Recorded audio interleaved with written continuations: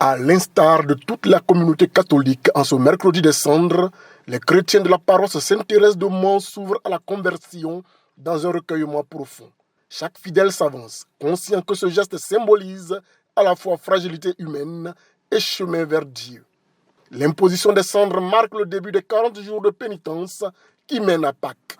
La cendre nous rappelle notre fragilité, le fait que nous soyons poussière et que tôt ou tard nous retournerons à la poussière.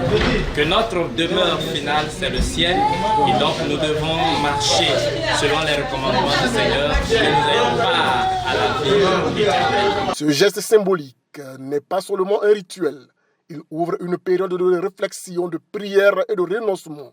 Les fidèles sont invités à vivre ces 40 jours dans l'aumône, la prière et le jeûne, loin de toute ostentation. Comme le dit l'Évangile, Saint Matthieu a pris la peine de donner les objectifs. Il dit, voici ce que nous devons faire pour avoir part au ciel. Si ces activités que nous devons faire, c'est en vue de partager le royaume des cieux, alors il nous faut faire l'aumône, il nous faut faire la prière, il nous faut faire le jeûne. Jeûne à la nourriture, jeûne à l'eau, jeûne aussi au péché surtout. Jeûner au péché et le pape dans ce temps nous demande de jeûner aux paroles méchantes, aux paroles mauvaises, aux paroles blessantes. Donc c'est pour nous ce moment-là de mettre tout ça en exercice, en application, afin que nous puissions non seulement gagner nous-mêmes notre cœur à Dieu, mais aussi gagner le cœur de nos frères et sœurs au Seigneur. Pour les fidèles, ce temps de carême est aussi une occasion de réfléchir sur leur foi et à leur vie quotidienne. Un temps de pénitence, un temps de prière, un temps de rapprochement avec Dieu.